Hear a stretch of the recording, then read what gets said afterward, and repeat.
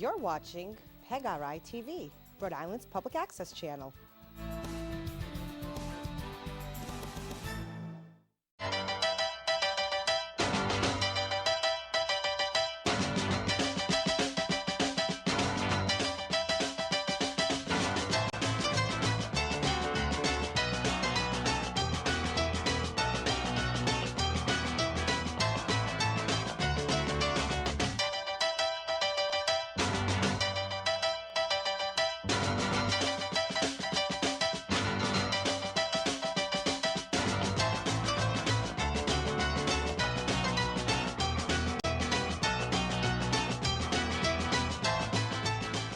Good evening, I'm Bill Mulholland, and welcome to Good Sports. Tonight's topic is high school wrestling with my guests, Steve and Judy Gordon. Steve Gordon was Cranston High School's 1959 Rhode Island State Wrestling Champion at 133 pounds and was runner-up in the New Englands. In 1968, he started his legendary 50-year career coaching wrestling at Cumberland High School, where he was selected 5 times as a Rhode Island Coach of the Year, mentoring many state and New England champions, capturing 5 state titles, and amassing 573 victories.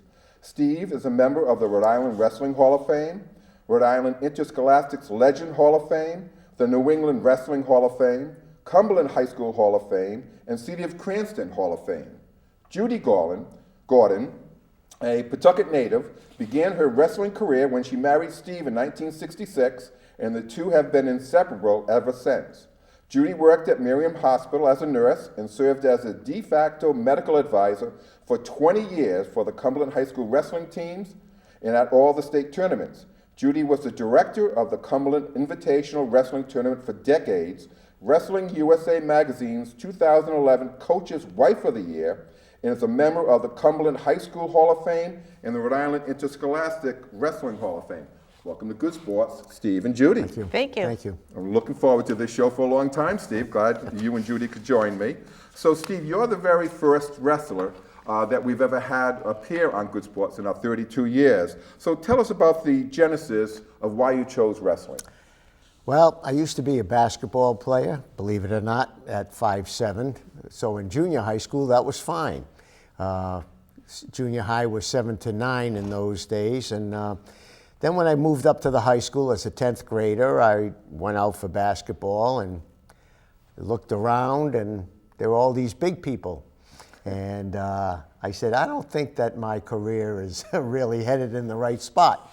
And my best friend at the time, Ralph Ganella, said, let's go watch my brother and cousin wrestle. There's a wrestling match tonight. I had never seen a wrestling match, didn't know anything about it. I went to the match with him, and that was it for me. I loved it. What attracted you? It was individual. In other words, even though it's a team sport where everybody contributes to point scoring in a wrestling match, you're individual. You're out there on your own. You have nobody to blame for a loss, and you can thank yourself when you win. And it's just an individual thing where it's you against this other person, and that attracted me.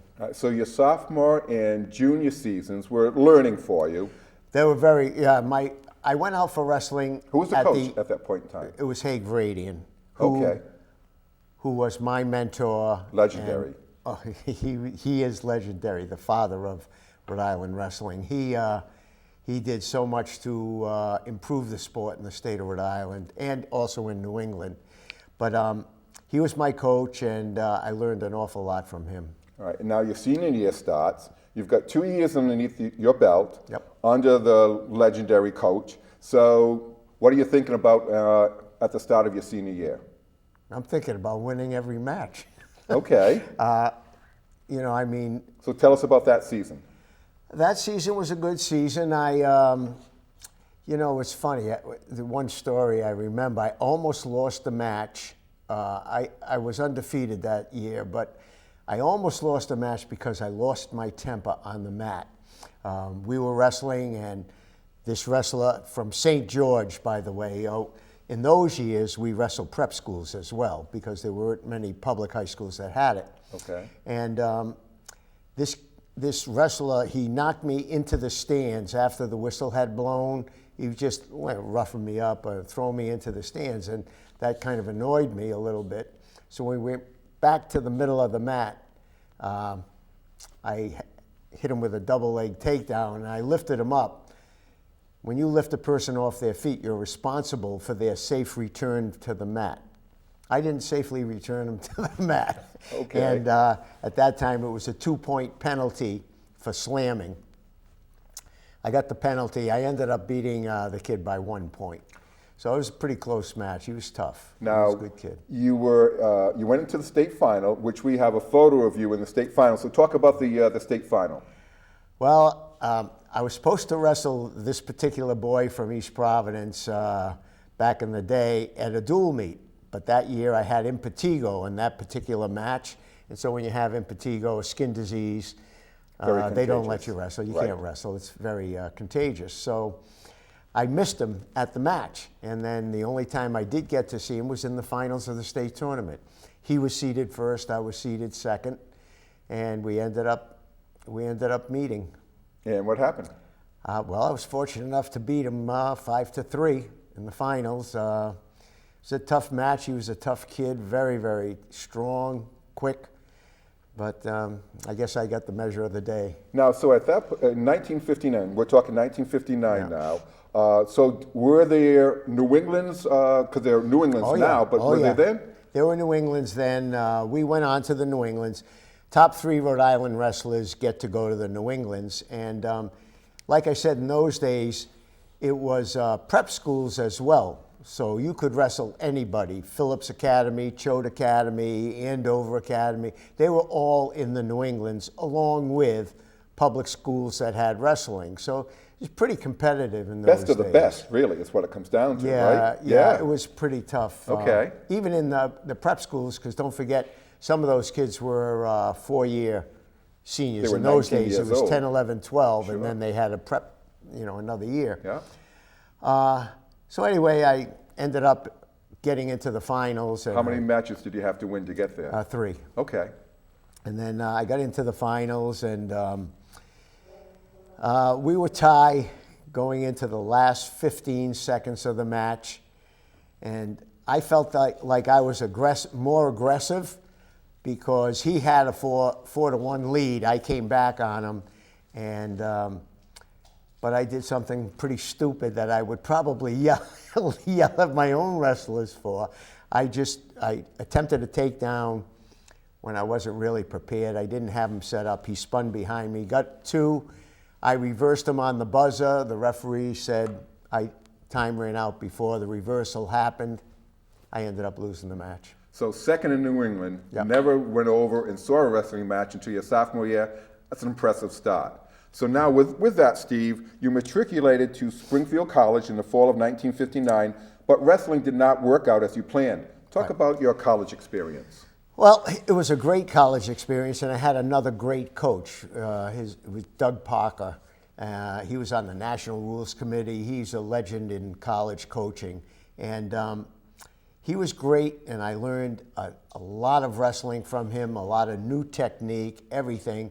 And I was doing okay for the first couple of years, and then we had a transfer from Lehigh University, transferred to Springfield, and he happened to be my weight class. And Which was what at that point in at time? 138. Okay. I wrestled at 38 that year, and I just couldn't beat him. I couldn't beat him. He had my number. We had some real battles and wrestle-offs where a wrestle-off determines who's the starter for that particular match, and I just couldn't beat him. Okay. So that was the end. It wasn't the end of my career. I hung out there for a while. Did you do all 4 years wrestling? No, my senior year I stopped. Okay. I stopped wrestling. I wanted to focus on my studies, and that's what I did. All right, and so you graduated with a degree in physical education? That's correct. All right, and so... Health, physical education, and a minor in biology. Okay, which is Springfield College, Yeah. all the way. Right. So from 1963 to 1967, you told me before the show that you actually started refereeing high school matches. I did. After Springfield, I was teaching at Bain Junior High School, and I got a job there in '63, the fall of '63, and I started officiating. And I would do a lot of matches in Rhode Island and then also in Massachusetts. I did quite a few matches in Massachusetts, and that was fun. It was good. It gave me a different point of view, so to speak, as to... And so when you were at Bain Junior High School, you actually started for the first time, which was now going to be another couple of years later, you're going to start something else, right? A wrestling program for the junior high. Sure. They never had wrestling, and I said, well, why not start a wrestling team? And we actually did start the team. We had a few matches that year, and out of that team, we had, they moved up to Cranston High School, which then became, it was still Cranston, then became Cranston East, but we had 2 New England champions come out of that small little program that we started at Bain Junior High. How satisfying, right? That was very satisfying. Now, Judy, you are a 1961 graduate of Pawtucket West. We always like these Pawtucket girls coming on the show. And a 1964 grad of Beth Israel Hospital School of Nursing. Why nursing, Judy? Always wanted to just be a nurse. And when I only applied to Beth Israel Hospital, and at that time, it was a 3-year program. You went all 3 years, summer included. And when I got into BI, I thought, how lucky am I to get into this school? It's the only one I applied to, and I got in. And again, it was the only thing I ever wanted to do. Yeah, now, when you go into nursing, you can go into many different facets of nursing. What was your specialty, or what were you more inclined to go to? I stayed at BI after graduation for a year, and then I thought, what do I really want to do with this nursing degree? And again, it was a 3-year program. So nowadays, you go to a college and you go for 4 years and get your bachelor's degree in nursing. And I went back to school because I thought what I really think my niche might be is hospice, end-of-life care. Okay. So in order to do that, I needed to go back to school and get my BSN, Bachelor's Degree in Science, in the nursing program, and did that with the families okay, because the kids were a little older, Steve was still with wrestling, and I was going to be going back to school, which it all worked out fine. And got my degree, and then started at Hospice Care of Rhode Island, and worked in hospice for over 30 years. Okay. Actually was a manager of the Philip Hewlett inpatient unit. So had a lot of experience with nursing, and it's what I wanted. She also is forgetting her camping experience. I was a camp nurse for, like 30 years as well. Okay. So, and not a wrestling camp. This was an overnight resident camp up in the Adirondack Mountains in Lake George. Yeah, Yeah. Sure, absolutely. It was great. Yeah, now, Judy, you went over and married Steve in 1966. Did you have any idea of where wrestling was going to take you? Oh, never, no. Never had seen a match, never. The only thing I could think of when you would say wrestling would be Jack Witchy's. Of course, yes. From my father watching Jack Witchy's. My cameraman and I went over, went there many times in our teenage years, absolutely. Then you get it. Yes. And so I'm going, what is this wrestling? And I thought after being with Steve for a while, because we did date earlier, when I was 15, he actually taught me how to drive. And then we parted ways and then re-met, and that was it, boom, boom, boom. Yeah. And I thought, if I am going to be happy and have a good life, I better learn what this wrestling really is all about. So went into Wrestling 101 and learned as much as I could, and it just became part of who we were. Yeah. Now, what did you think? So, when Steve you went back over to Springfield College to get I got a master's degree in 1967. and you told me before the show that you decided they had some intramural wrestling, and you won that, and that was the very first match that you ever saw Steve. Right. So tell me about The that. one and only. The one and One only, and only? and thought that's who he is, and that's what he loves, and you could tell right away by watching him. Yeah. And then right towards the end of getting your master's, you also participated in a master's wrestling competition when over by Springfield College, correct? Right. That was a tournament that she came to see. I was fortunate enough to win it, but I'll tell you, I think I won the battle, lost the war. I could hardly breathe anymore. It's like you have to really get in shape to be a wrestler. It's pretty unique. Well, because we've never had a wrestling out, I want to do a tutorial with you and Judy to sort of describe it and give us some fundamentals of that. So let's begin with describing the wrestling surface. What are they wrestling on? Now they wrestle on these mats that are foam, about 1.5 to 2 inches of foam. It's Resolite, Pulverite. They have all different types of mats, but it's a very good. When we started wrestling, I wrestled on the old horsehair mats with a cover over it. And boy, talk about mat burns. You got some serious mat burns on that. But that's how we started wrestling. Even when I got to Cumberland and started the program, we started wrestling on those horsehair mats, and we had a big wrestling cover that we put over it, and we strapped the mats together, and that's how we started our wrestling program. All right. And now, Judy, how about the wrestling gear? What does a wrestler wear? They wear, well, years ago, I think that they wore the onesies and they had leggings. Okay. And I guess it's changed over a period of time. So now they have singlets, which is one singlet, shorts, very tight fitting. Okay. Now they found that a lot of kids did not want to go out for wrestling because they didn't want to wear a singlet for whatever reason. Yeah. Now you wear a cup though, right? Wrestlers don't wear cups. They don't wear cups. It's too restrictive. They wouldn't be able to move like they want to move. Okay. And, are there issues? Sometimes. I'm sure there could be, absolutely. Oh, yes, there are. And you know it right away. Oh, yeah? I can speak firsthand. Yeah, do they about call that. a timeout like they do with It's like, with oops. boxing? Yeah. Okay. You got it.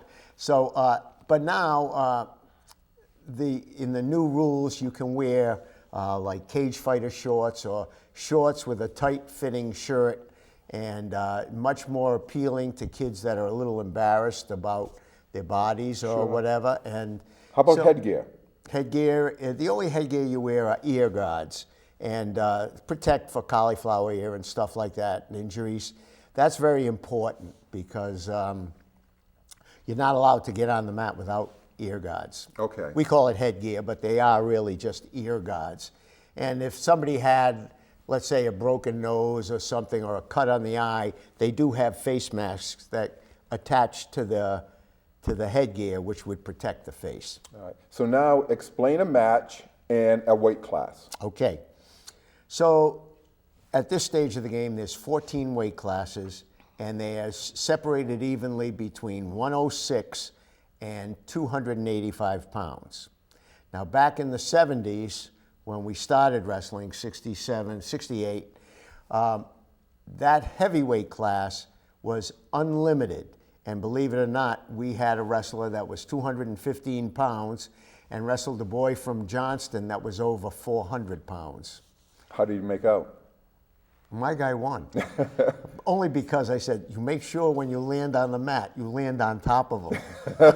Good point. Yeah, he would be done if he didn't. Yeah, okay. And so we were pretty fortunate there. But that was a bad situation. It was a dangerous situation. Yeah. And with the weight classes, what's the lightest? The lightest weight class is 106. And how do they go up incrementally? Every 7-8 pounds. Okay. You go 106 to 113 to 119 to 126 to 132. Now, I think they've changed the weight classes somewhat this year. Every now and again, they change a weight class. They'll add one in an upper weight class. But basically, the majority of your wrestlers are in the middle weights. All right. And so tell me about a match. How does it start? All right, how long is it? And Yep. so forth and so on. Okay, so the wrestlers come to the center of the circle. Let's say the 106-pound boys come to the center of the circle. There's a red stripe and a green stripe, and they both start in what we call the neutral position. They're both on their feet, facing one another. The referee brings them to the front. They shake hands. The whistle blows. And the objective now is for one of those wrestlers to take the other wrestler to the mat in control. All right, so how many periods and how long is each period? There are 3 periods, each of 2 minutes each. Oh, that's not too bad. That's pretty easy, two For minutes, you right? to say while you're sitting Well, in I've never your wrestled. seat. I've never had a wrestle, right? Here's the key. When you ask any wrestler, or you ask any wrestler how long a 6-minute match is, sometimes they'll tell you it seems like hours. Because don't forget, you're wrestling somebody your weight who's also trying to do to you what you're trying to do to them. Okay. And so it's strength against strength, it's quick movement, there's no rest. Once a period is over, Yeah, I get my 1 minute to catch my breath. no, and then you I don't get a minute to It's not catch like your breath. boxing. Oh, no. You So- don't get anything. So the bell goes off, or whatever goes off, and then what happens now? The referee will say, will come to the center, and this is predetermined before the match. Who gets the choice in the second period? They put both wrestlers, now this is back in the 70s. Yeah, yes.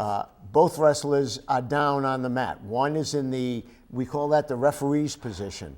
One person is on top, one is on the bottom, and they're facing the referee, and they get into this position so that the guy on top is the offensive wrestler, the guy on the bottom is the defensive, and the objective for the top guy is to put this other guy on his back and pin him. The guy on the bottom wants to either get away, we call that an escape, or reversal, and a reverse. So an escape is 1 point. So I'll go over the point things with you because Sure, that's go how ahead. you score a match. Yep. So if you get a takedown, it's 2 points. So now they're wrestling around, and let's say the guy on the bottom gets away, breaks away, stands up, gets away. That's called an escape, and that would be worth 1 point. So the guy on top has lost control. Now, if they're back down on the mat, and the defensive wrestler comes from the bottom to get on top, that's called a reversal, and you get 2 points for that. Okay. So this match goes on, and believe me, sometimes this can go back and forth, and the referee's got to be on the ball, and the people that are scoring have to know what they're doing because these points sometimes go quickly. And then there's what's called near fall points, where the top wrestler puts the other wrestler in danger, like puts him to his back, but doesn't actually hold him on his back. He's there for a little while. The referee will count. If he gets a 2 count or more, he will get 2 points for near fall if the guy gets off his back.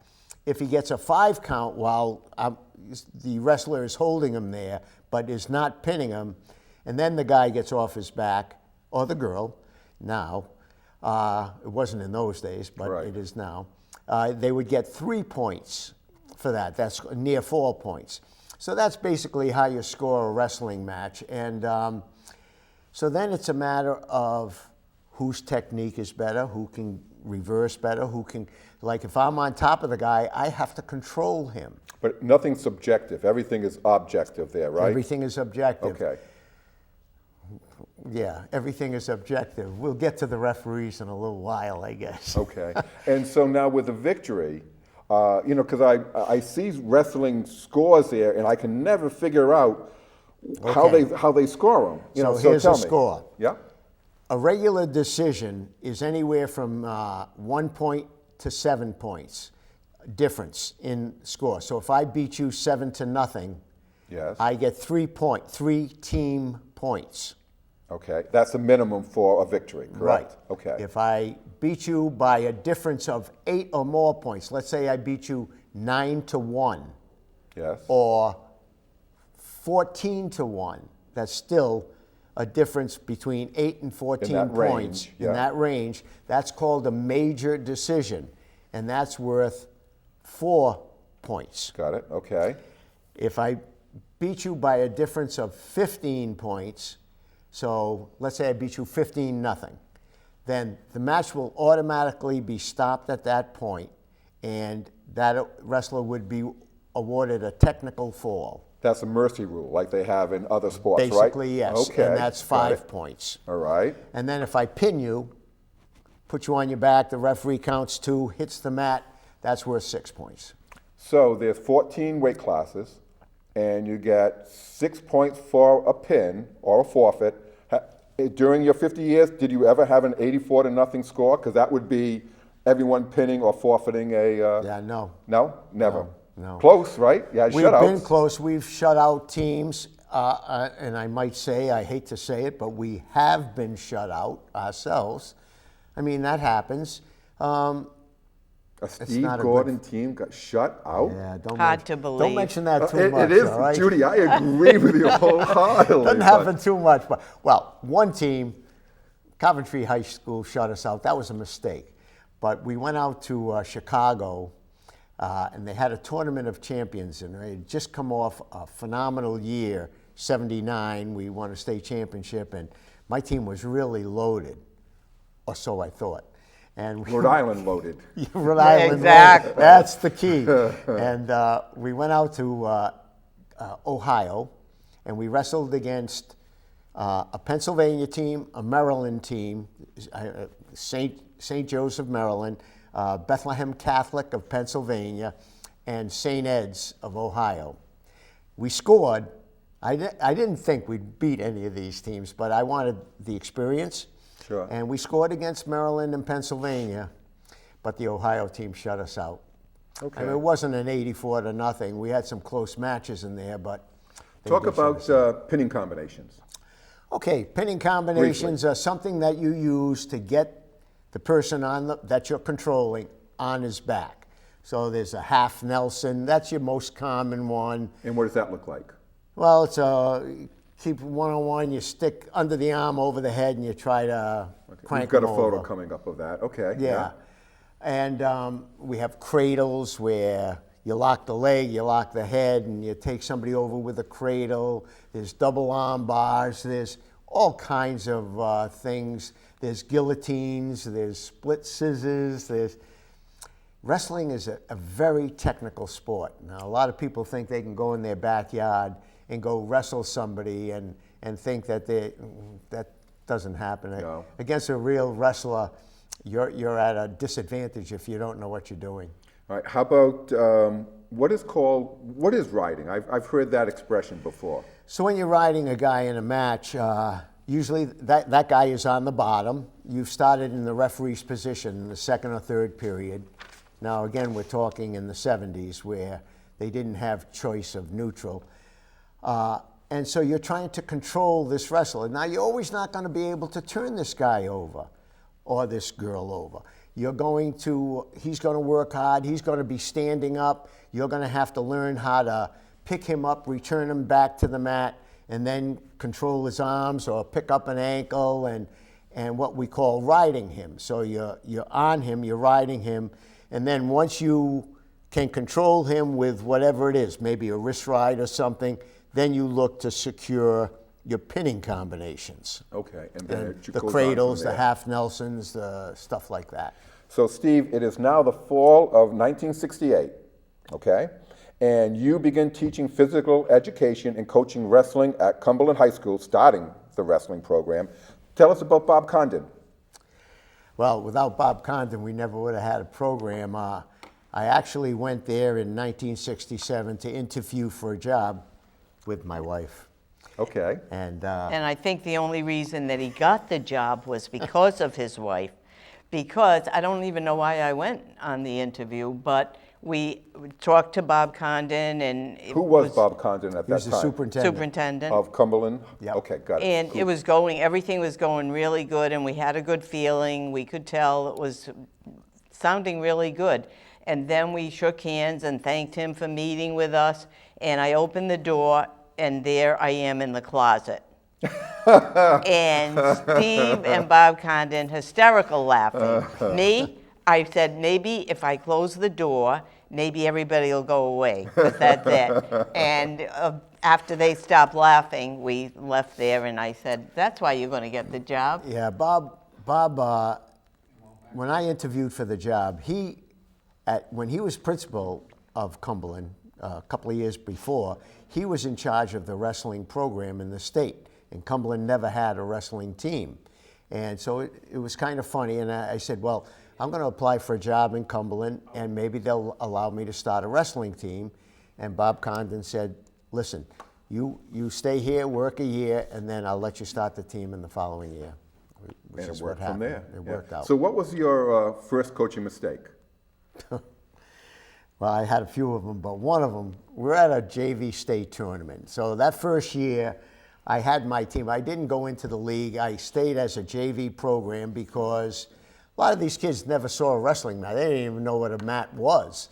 And so they came out, and we were doing pretty well because I had started the kids in middle school when I was teaching that first year. Everybody had it in phys ed class. I was the phys ed teacher. So of course I'm going to have a long unit in wrestling. And but anyway, I'm at this JV tournament, and I'm watching one of my wrestlers, and my good friend, Mike Trafficante, the ex-mayor of Cranston, and also he used to coach Cranston High School. Okay, and he was your wrestling mate at Cranston, wasn't he? We wrestled together Yes. at Cranston, Okay. and he was my good friend. And so we're sitting there, in a JV tournament, it's not very, the coaches get together, they sit there, they watch, and I says, geez, Mike, I'm really worried about my kid. He says, well, what's the matter, Steve? He says, he's got a bad ankle. He hurt it the other day in practice. He said, oh, that's too bad. What ankle is it? I said, I think it's his left ankle. And the next thing I know, he's yelling at his wrestler, grab the left ankle. I looked at him. I said, oh, okay, I get it. I'll never do that again, right? You got that right, yeah. I learned a lot from those guys. You go to a seeding meeting Okay. for the state championship, and so you want to place your kids in the best possible seed. Now, if I think I have a very good wrestler, I want them 1, 2, or 3, and so I just remember this. They had a good wrestler wrestling, and I wanted my kid, I wanted the highest seed I could get. So at this particular stage, I got the 4 seed. I could have moved them to 6. Now, when you seed in wrestling, in the brackets, 1, 4, 5, and 8 are on the top half of the bracket. Okay. And 2, 3, 6, and 7 are on the bottom half. Got it. It's the best idea if not to wrestle the first seeded kid. So I'm fighting for 4, and then all of a sudden these guys say, all right, we'll give it to Gordon. I said, all right. And then I look at the bracket. Yeah, Says, right. Oh, now I know why they gave One's it to me. going to be wrestling One either is 4 or hitting 5, 4, right? yeah, Yes, yeah. absolutely. So Another that was mistake. another mistake. I learned very quickly, though. I was quick to learn, and Yes, you didn't did. happen anymore. All right, now, so Steve, we moved to the winter of 1970, and the very first varsity wrestling campaign for the Clippers. Yeah. Talk about that season. Well, it was a good season. Again, I said that that was in '70, and I started coaching, and I started Cumberland in '67. I started kids wrestling in middle school at the junior high level. And these kids, I actually had a tournament for those middle school kids. So when they came up to the high school, I eventually moved up to the high school. They moved me up to the high school because I was coaching then, Yeah. and there was an opening, so they wanted me up there to be with the wrestlers. Yeah. And all these kids that I had in junior high are now wrestling for me at the high school level, and we were pretty good, I mean, we had You had an 8-4 record, 8-4 right? record. We Nice did start. well. Some kids made it to the state tournament. I didn't have any winners then, but a couple of kids placed, and I was very happy about that. And were the wrestling coaches, so now you're a novice, you're a young guy at that point in time, and not having a lot of experience. Were the other coaches agreeable to go over and give you a couple of tips, let's say at the end of the match? At the end of a match is the entire thing, what do you call it? A meet. A meet, At meet, the end that's of a what- meet. yes, at A the match end. is an individual bout. So at the end of the meet, would they sort of pull you aside and say, hey, Steve, you may want to consider this in the future? Or were they willing to share some of their expertise? Yeah, we did share. Back in the 70s, we used to practice with one another. I would go to Coventry High School. I would go to Cranston High School, my friend Mike. Yes. And they were one of the top teams in the state at that time. And when I told Mike, and Mike was a tough coach. I mean, he ran a real tight ship. And So after the first couple of times I took my wrestlers there, when I told them we were going back to Cranston this day, please, Coach, don't take us there, please. You know, it was like, but I'll tell you, we learned pretty quickly how you have to wrestle better to get better. Now, Judy, you have an interesting story when it comes to Steve returning from wrestling clinics, and Steve went to lots of wrestling clinics throughout his entire career. So he comes home, and what happens? So it wouldn't even matter if it was a conference that he went to, or if he just saw a different move on TV, or if he read something. He would come in the house, and I would know right away, Jude, I just want to try this one move out on you. All right? So, on you? On me. Get down, and he would try the move out, and yep, I think so. No, move this way. Okay, do this. And then after we had our children, 2 girls, they would know. They would know the second he would come in the house, he would go then from each of us, different weights, and try out the moves. Funny. Now, did you have a mat in the... No, we did it right in the right rug, in the carpet. Right on rug, yeah. But let me go back to one other thing I think that we left out a little. Before a match, when you're talking about all the different things about a match, that the kids always had to weigh in. You know, you left that. Yeah, well, the weigh-ins. Before each match. Right. Yeah, we'll get to that a little later. Yeah. Okay. Yeah, absolutely. All right. Yeah. So now, Steve, in the 1970s, you recorded 90 wins, and your teams did not have a losing season. Impressive for your first decade of coaching wrestling. What was your coaching philosophy, and what did you learn in those 10 years that sort of put you on the right direction for the next 40 years? Well, the first thing is my philosophy is I've always tried to teach my wrestlers to win with humility and lose with dignity. I like that. So, how difficult was that to entrench with that? Oh, it's a little difficult because you got some kids that were just poor sports from, now this is not in wrestling, but let's say they're playing middle school soccer or these soccer things. You know, kids get crazy. And then I don't like big celebrations, and I don't like kids throwing a hissy fit when they lose. And I told them this. This was something that was instilled in them right from day one. So when you go out on that mat, you're representing Cumberland, you're representing yourself, and you're representing me. And you never talk to an official on the mat unless you say, "Excuse me, sir," and be polite. But if there's a problem with a call, not to worry. I will be on that referee immediately. You keep your mouth shut and do your job out there, which is to wrestle. And I never allowed excessive celebration.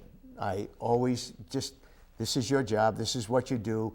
The boy that you're wrestling works just, maybe not as hard as you, hopefully not, but he also goes through the same stuff you go through. Have respect for your opponent. Yeah. And that's the way wrestling is. And I think for the most part, you're going to find wrestlers very like that. They're not particularly celebratory. They shake hands with their opponent. It was a real hard-fought match. They'll even hug out there and say, "Hey, great match," and that's it. If you lose the match, I don't expect you to rip your headgear off and throw it, which I've seen. And when they come back to the bench, if they've done that and they come back to the bench, they'll hear it from me. Now, during the course of the match that your wrestlers are wrestling, can you give them verbal absolutely, yeah. commands and the rest, or suggestions? Yep. Yeah, no problem? Yep. No problem at all. They have a rule, supposedly, where you're supposed to stay 10 feet off the mat. Either you can sit on the bench or walk behind it. Nobody ever follows that rule, but I did all the time. I always sat in my chair. If I didn't like something, I'd get up, but I wouldn't advance forward to the mat unless there was a timeout.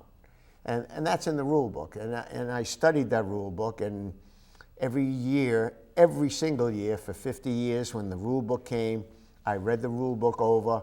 I mean, I knew it almost by heart. I would yellow out things that I had questions on. So I wanted to make sure that if I was saying something, I knew what I was saying. Yeah. Now, you've been to almost every single match that Steve has ever coached, She correct? has actually missed maybe 4 matches in the 50 years. Wow. Dual meets. Over 800 probably matches, Oh, right? a lot of matches. Easily. So when Steve was getting a little hot underneath the collar, so you'd be there? Would you sort of give him a look, or would he look at you, or would you It say would be something? the look. Oh, Yes, yeah? it would. Because I usually Give me the look. What would be the look? Is the look. I would sit in the same seat in the stands all the time. Okay. And Steve was funny too, because he would motion me or say something like none of the people behind me could see it. Just he's talking to me, Yes. when everybody could see it. So, and people would be laughing. But if he was starting to get too rambunctious out there, it would be the look, like, what are you doing? Yeah.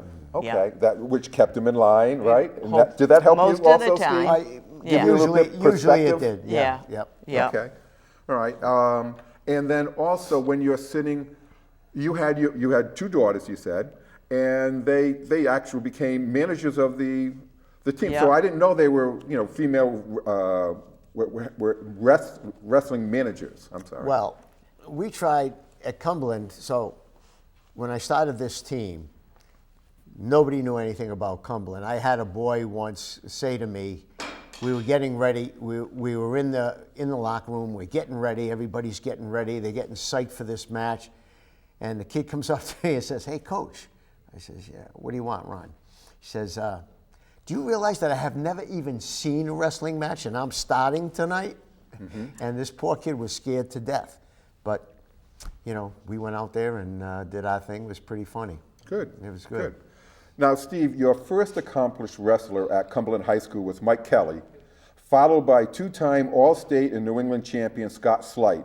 Give us a scouting report on both of those wrestlers. Give us some heights and weights and everything Okay, else. Mike Kelly was, he was one of my first wrestlers. He was about 5'10", 155 pounder, extremely talented, learned very quickly the technique. He started as a 10th grader, and his senior year, I think he came in 3rd in the state tournament. Right, yes. If I had only had him an extra year, I mean, they were still learning how to wrestle. He actually went on and wrestled at Lehigh. Did he really? Yes, he did. Which He is went- one of the most notable wrestling Eastern colleges. schools, yep. Yes, Yep. absolutely. Yep.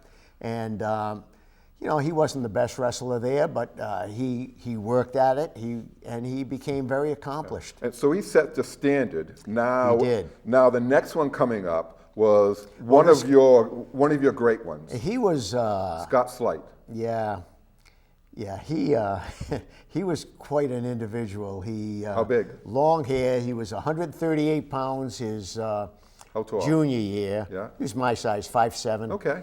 So he was about 138 his junior year, 145 his senior year. I'm telling you, I'm glad I never had to wrestle him.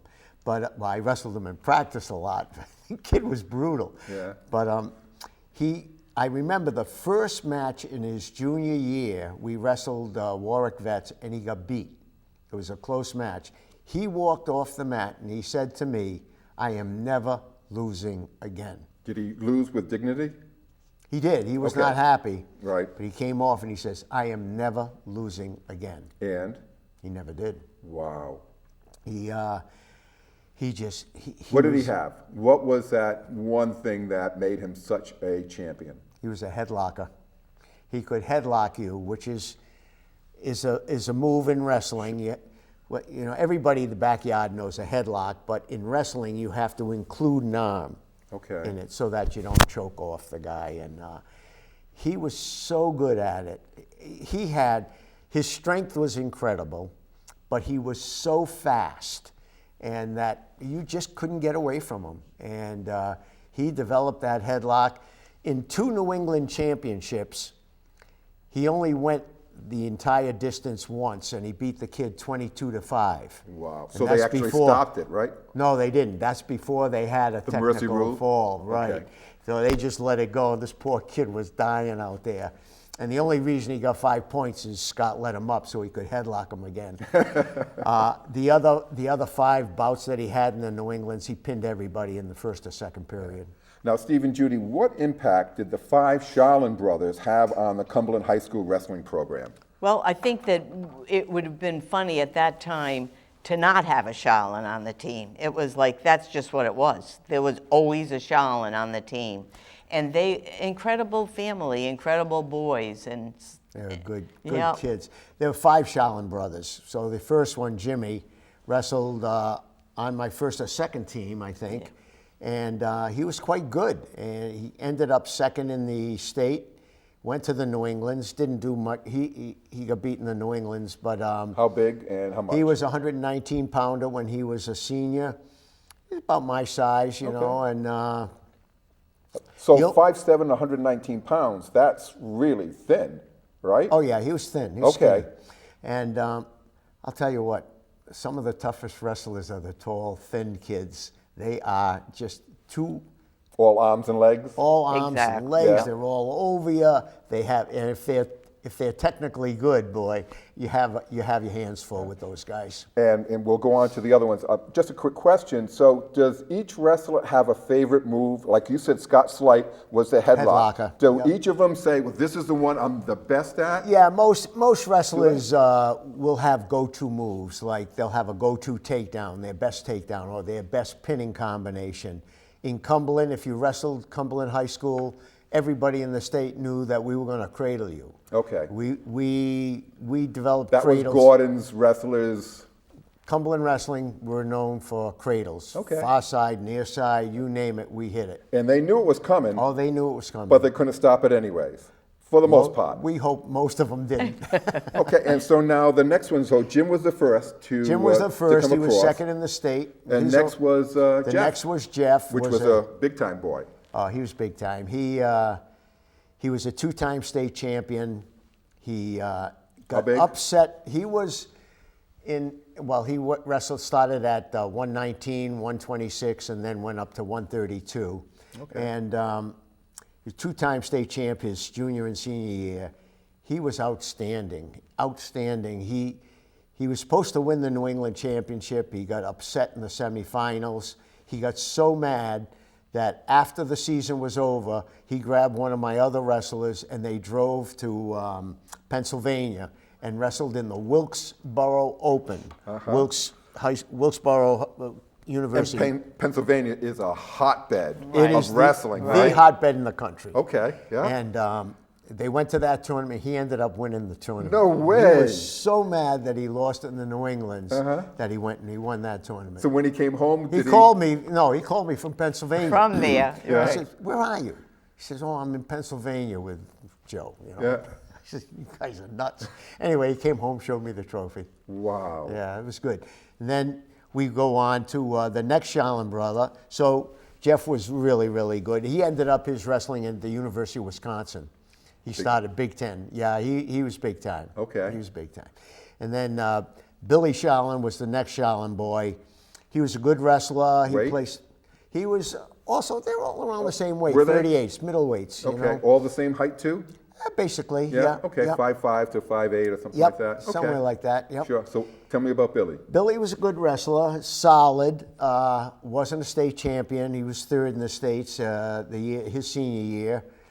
He was part of our 79 state championship team. And then after Billy came Danny Sharlin.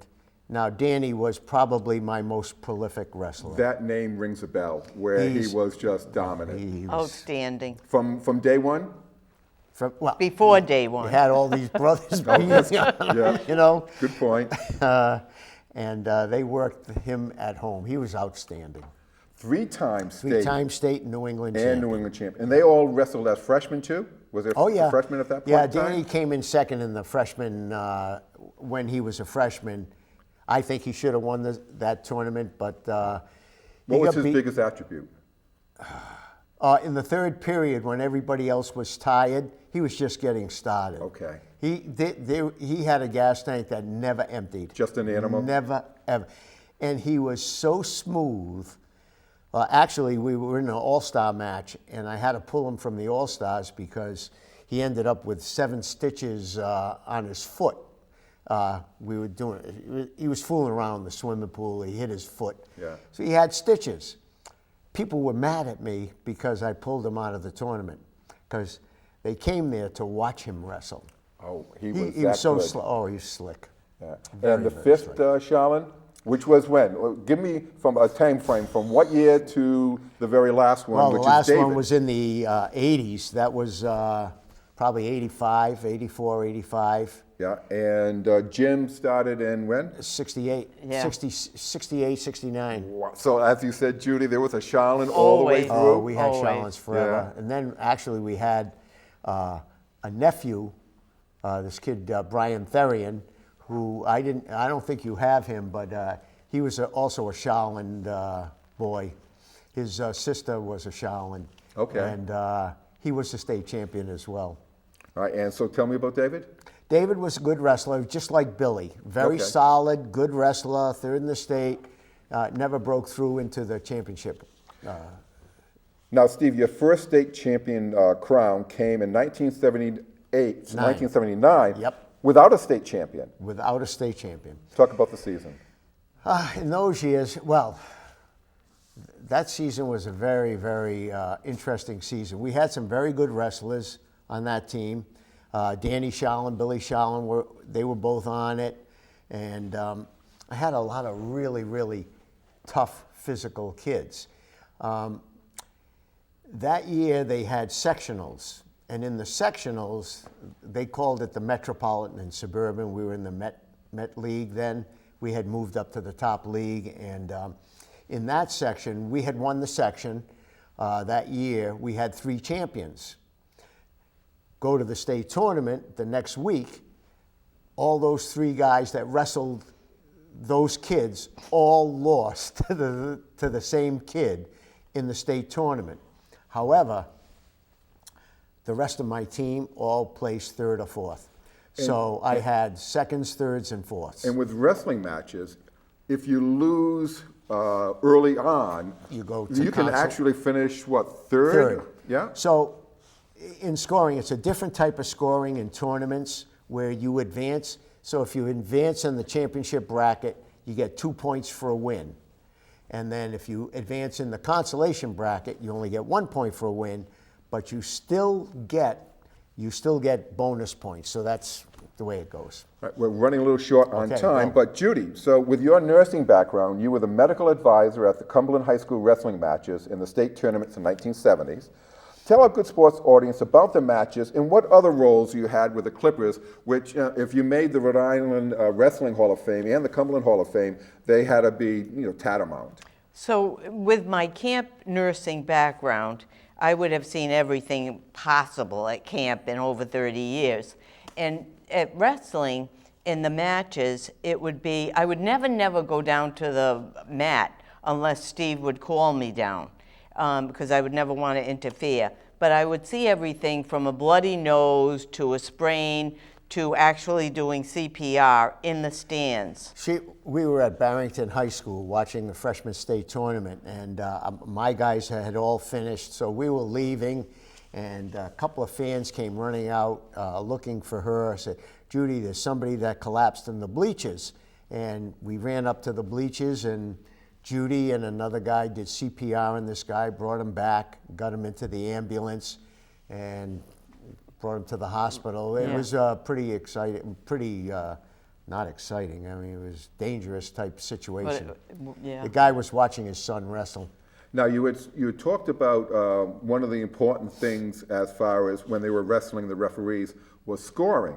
And you played an integral role as far as scoring with the Cumberland teams, correct? Right. At that time, it would be a big, long poster board, and Steve would put all the teams This down. is for our tournament. Okay. And I would have triangles, circles, lines, but I could tell you what the score was at any time anyone came over. If you walk into a tournament now, they have the computers set up Yeah, at you each don't have to do anything. mat and everything. But at that time, it was all by hand with this, and making bout slips out. So You had to assign wrestlers certain Yeah. mats. So Okay. so-and-so and so-and-so, you're on mat 3, you're on deck. yeah. Like a three-ring Exactly. circus, right? That's Right. exactly Right? what it is, yep. All right. And then you also, certain times you had captain's dinner. You had. Tell me about the We different did. things that you did for the Cumberland Again, Clippers. going back, we thought we're going to make this a special thing. It's not just about wrestling. It's about life. It's about lessons. And Steve won't brag about himself, but I will. Steve knew the rule book better than the rule book writer. And that's why no referee would actually ever question him, because if he went up, he knew what he would be talking about. At that time, you would get, the bus would come, he would tell the kids, call your parents so that they're there to get you.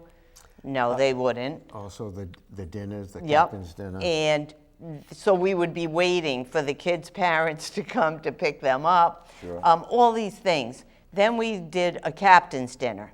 So before the season started, I would have the captains and the other coaches over for dinner and review what the expectations would be for the season, which was kind of important for everybody to hear the same thing at the same time. We did movie night. The night before the state tournament, which would be sort of right now, Right tomorrow now, night, we would get an inspirational movie, and the whole team, including managers at that time, would come over and we would To your watch. house? Yep, to our house, and we would watch the movie, and it was easy for me because no one could eat before the states. Okay. Well, the heavyweight wanted to eat, but I didn't let him. Right. So we would do that. I would run the snack bar because we needed to raise money. So I would bake, and we would sell the cookies or the cakes and raise money that way. Now it's turned out to a much bigger thing. Yeah, now it's where they have big time snack yeah, bar. all Is it? kinds of Oh, yeah. stuff. So it was all these different things that we did to make it more of a more than wrestling. We wanted to include everybody. Our managers were very, very important to us. They ran the practices. In those days, in the 70s, they had cheerleaders that would sit at the edge of the mat. It was just a whole big experience. The other thing we did was a big tournament chart that the winner could make. So you put all the names, and then you brought them. You know how the charts fall, like charts. the basketball tournaments and And stuff. that was That's another. it. That was probably the most nervous thing I would do, more so than even the director, the medical director, because you didn't want to make a mistake. It's your chart, and you Sure. won. Right. I don't want to spell your name wrong. That was a big, that was So an important big, asset. Yes, big. absolutely. Yeah. So we've got remarkably 2 minutes left in the show. Wow. We have really flown by a lot. So, Judy, starting with you, always ladies first. We have 1 minute, so 1 really minute. quickly. You have something? Okay, so I have something, and it will be quick. Sure. Because for me, I always like preview of coming attractions. Yes. So for the next series, Steve did 50 years of coaching, and we had a big retirement party for him. It was 50 years, Yeah. and he had over 500 people attend. Wow. That's the kind of man we're talking about. Absolutely. That's it. Well, Steve and Judy, thank you for sharing your insights and remarkable achievements into the sport of high school wrestling, and specifically Cumberland High School in the 1970s.